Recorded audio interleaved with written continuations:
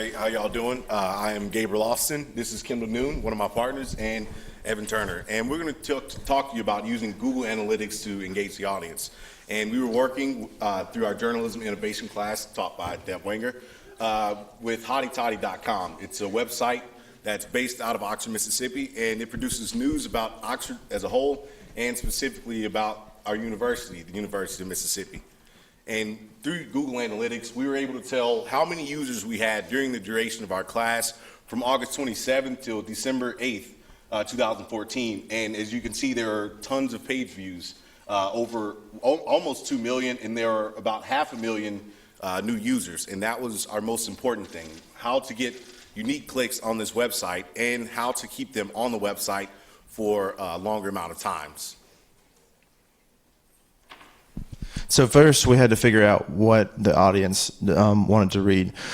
So what we found out was that the community, the Oxford community, isn't just interested in sports and other things like that, but they're really interested in the students.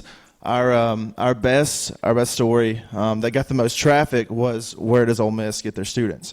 This was written by our classmate named Sarah Douglas, and came to find out that that most of the students come from the state of Texas. And when she wrote the story, it had a lot of data components as to reasons why they came to Ole Miss, and from the different geographical regions to get different percentages of students.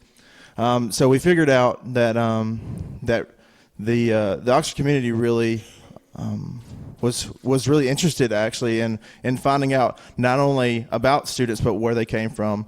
And since we've done this, that I've noticed the HottyToddy.com has started doing more student profiles on not only where the students are from but what their dreams and aspirations are for some of them. So in addition to kind of figuring out what content works best for our readers, we dug a little bit deeper to see where our readers were coming from, if they were coming directly to the site, Google, or another place. And what we found was that over half of our users or our readers were coming from Facebook. They were the key to generating traffic. What they would do is they would go on and they would share their posts, and I'm sure y'all are not surprised at all. I mean, you get on Facebook and you read stories that your friends post. And so that was something that we really tried to hone in on and take advantage of to see if that was as true as the data led us to believe. And so what we obviously kind of saw is that Facebook increasingly got us those hits. So once we dug a little bit deeper into the analytics, we were able to understand that the football stories were the ones that went viral on our social media. I'm sure y'all are not surprised. We're an SEC school. We like our football. And as you can see, this football story right here had almost 5,000 shares just within minutes of it going. And so that was something that we really, really paid attention to. What stories would be Facebook appropriate that our peers would look onto, that our parents would want to read, and that the people of the Ole Miss community and the Oxford community would also be interested in.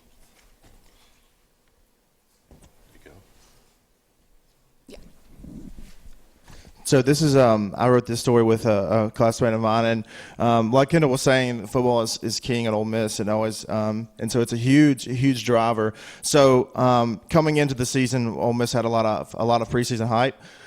So we tried to capitalize on that with writing this 5 things to look for in the season, and it was our one of our biggest hits. Just to give people a preview of what to look for in the season. And we also found that so every time that we used a listicle, it continued to get big hits. And what we realized was it's simple, it's easy to read, and people, they can click it, read it, and then move on. It's not time consuming, but they can get the information that they desire from this. So football, and not only football, but other sports stories continue to drive huge traffic. Especially an example of this was after we beat Alabama in the season.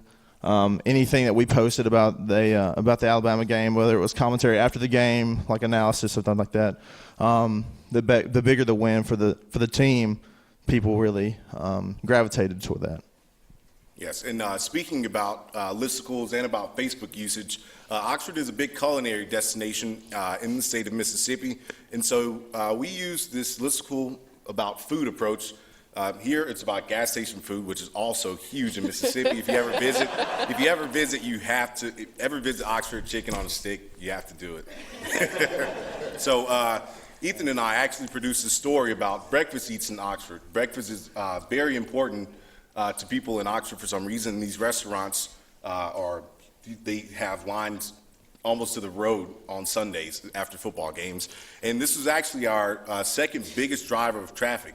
Just a short listicle of 3 must-eat places in Oxford. And it was crazy how much traffic it brought. You would think everybody already knew that, but with so many people coming into town, it was very important that they knew where to get these quality eats. And then our access to posting on Honey.com, getting to see their analytics, and going from there, we really had the opportunity to test all these Facebook promotions. We took a story that was published in April about an Ole Miss graduate who was starring in a movie, or TV movie, Drumline 2.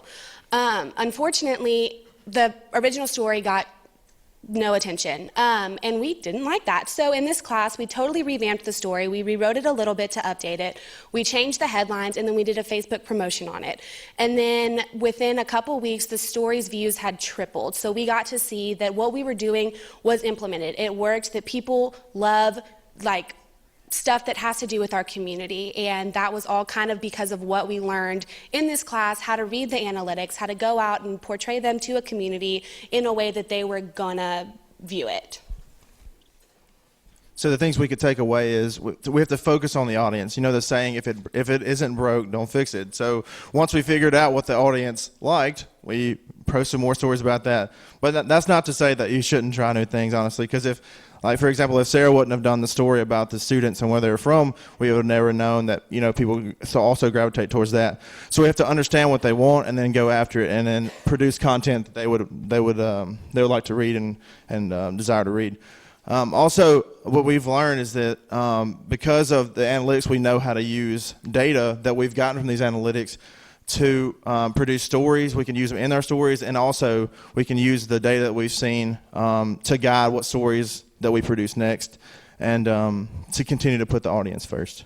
Yes, and as far as understanding engagement, our demographic, we have a lot of alumni that still care a lot about Ole Miss. And in that age group, they use Facebook more. So that's why we use Facebook in that demographic. But it doesn't just extend to that age group. You know, younger people in my generation, we like Twitter. So sending out tweets to that link or something like that, it's all about getting them access to the story as easily as possible. And I think we did a very good job at that during this class.